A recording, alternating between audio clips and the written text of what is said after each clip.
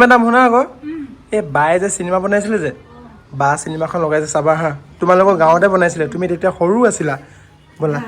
চাওঁ ব'লা লগাই আছে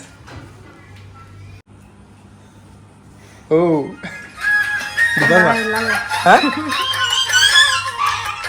বৰষাৰ নিচিনা আছে বৰষাৰ নিচিনা আছিলে আগতে সঁচাকে আছিলো আকৌ ন এতিয়াহে এইবিলাক ভকত হয় অলপ ফুলিব দিয়া কথাটো কৈ মেলি শুনিছে নাই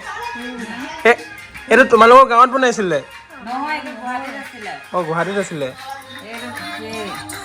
এইটো হাতিছিলে আকৌ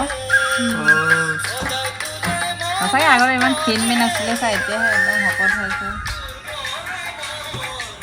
শুনা আকৌ তুমি আগৰ তুমি দীপা মিলি এক্ট্ৰেছৰ লগত বহি আছো তোমাৰ ফিলিংছটো কৈ দিয়া আগৰ কেনেকুৱা তুমি এখন চোৱা নাই নেকি তোমালোকৰ তাতে শ্বুটিং হৈছিলে হা তুমি তেতিয়া সৰু হৈ আছিলে চোৱা এনেকুৱা আছিলে চোৱা চোৱা আকৌ এই বেটাতকৈ তোমাৰ জন্ম হোৱাই নাই নেকি তুমি সঁচাকে এই বেটাৰ মানত হৈ আছিলে চাগে দেখাই দিয়াচোন মুখখন কেনেকুৱা আছিলে মই চুলি তুলি মেলিলেও মোৰ বেয়া নালাগে দেই মানে যেনেকে থাকিলো এতিয়া মানে একদম শকত হোৱাৰ পৰা অকণমান কি লাগে তেতিয়া মই চুলিখিনি মই কি এনেকে বান্ধো তথাপিও ধুনীয়াই লাগে এতিয়া ঠিকে আছে তুমি নাচিব জানিবা নাই জংকি আৰু নাচা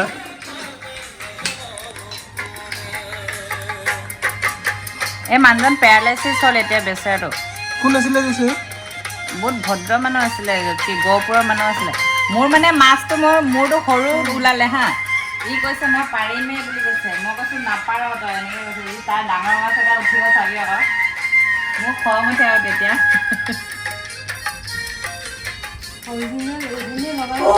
লগাই দে আৰু